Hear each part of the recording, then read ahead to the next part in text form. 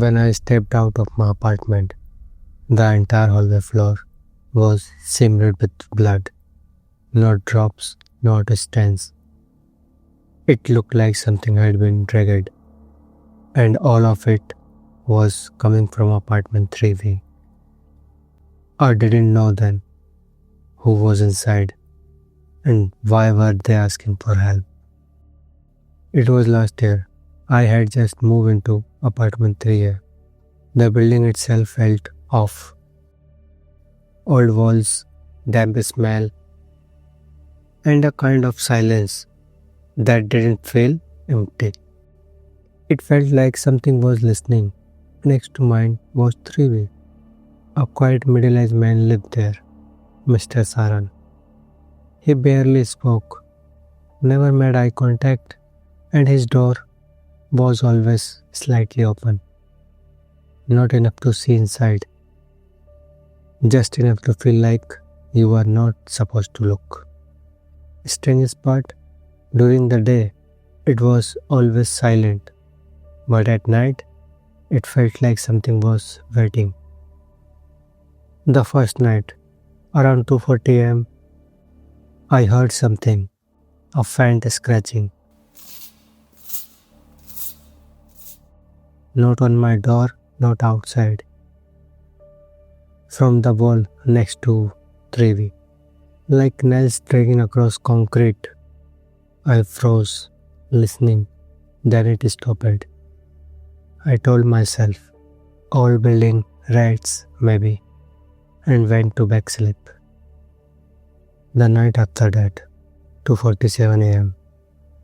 Same time, but this time, it wasn't scratching.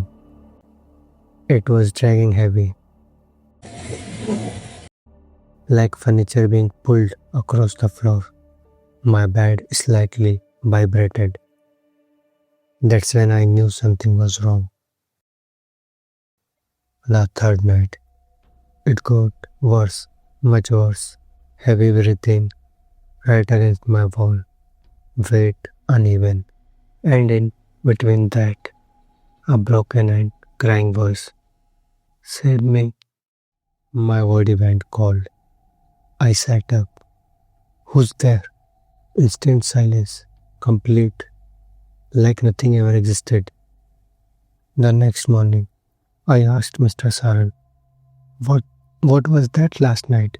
He didn't blink, didn't react, just stared and said, don't ask questions about the night. Then he closed the door slowly. That same half-open gap. I stood there for a moment, staring at the door. Something about it felt wrong. I moved away from the door, but that feeling didn't leave. That night, I couldn't ignore it anymore. I knocked on the wall once. A second later, something knocked back. Same pattern, same pose. My stomach dropped. I stepped outside. The hallway was empty. 3B door was slightly open. I raised my phone torch and aimed it through the gap. For a second, something moved inside fast, but not human. I stepped closer and reached for the handle. The moment I touched it, something pushed back from the other side, like someone holding the door shut. I pulled my hand away instantly. For a few days, nothing happened. No sounds, no movement. The night felt normal again. But a crack had appeared in my wall, and sometimes I thought I heard breathing through it. So I stood near the wall once, waiting. Nothing, just silence. I started convincing myself it was all in my head.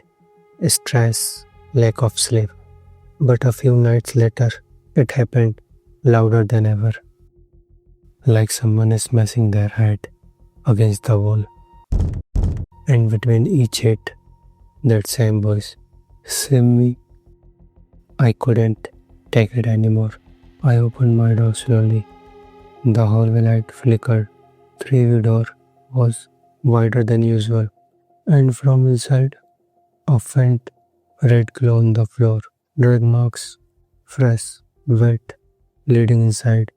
I stepped closer, heart pounding, and then I saw her, a woman, sitting inside, her back facing me, her shoulder shaking violently, crying uncontrollably.